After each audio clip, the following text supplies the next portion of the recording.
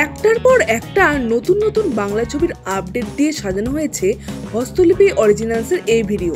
তাহলে দেরি না করে চলুন শুনে নেওয়া যাক এই ভিডিওর সমস্ত আপডেট। হস্তলিপি originals, the ultimate filmi dose. SVF এবং রানা সরকার যৌথভাবে প্রযোজনা করছে একটা ছবি, যে ছবিটা পরিচালনা করছেন সৃজিত মুখার্জি।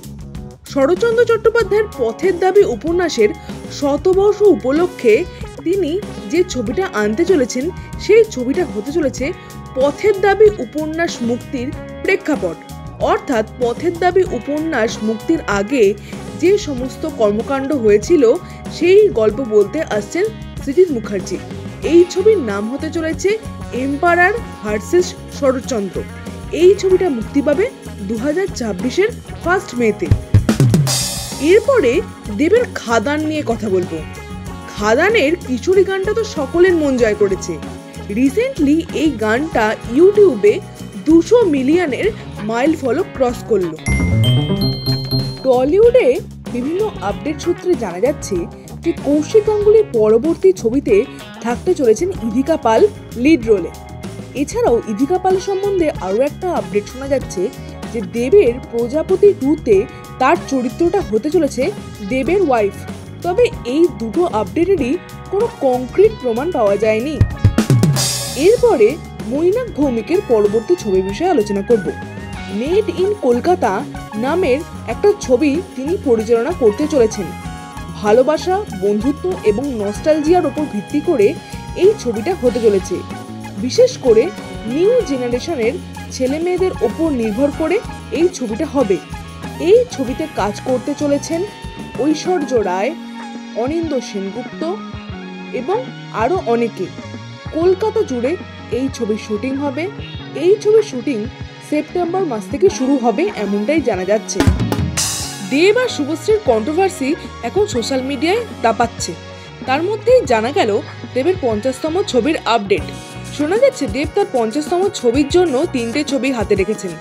নায়ক ছবির রিমেক, অরুণ রায়ের একটা ছবি, যে ছবিটা একটা হিস্টোরিক্যাল পলিটিক্যাল ড্রামা হতে পারে। আরও একটা ছবি হলো রমকম ছবি, যে ছবিটা সুরিন্দার ফিল্মস এবং দেব এন্টারটেনমেন্ট ভেঞ্চার্সের ব্যানারে আসতে পারে।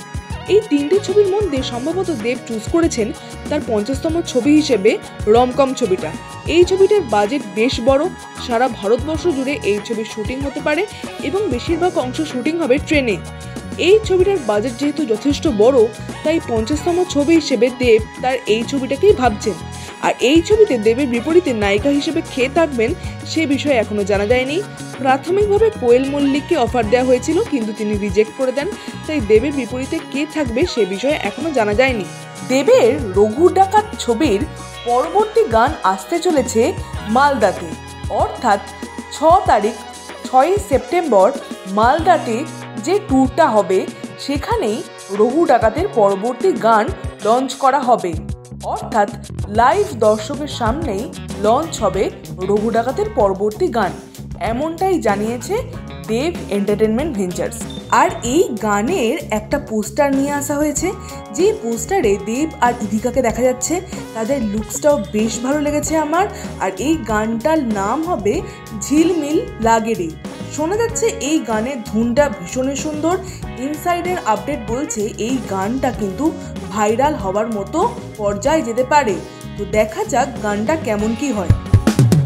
এই আপডেটগুলোর মধ্যে কোন আপডেটটা নিয়ে আপনারা বেশি এক্সাইটেড অবশ্যই কমেন্টে লিখে জানাবেন।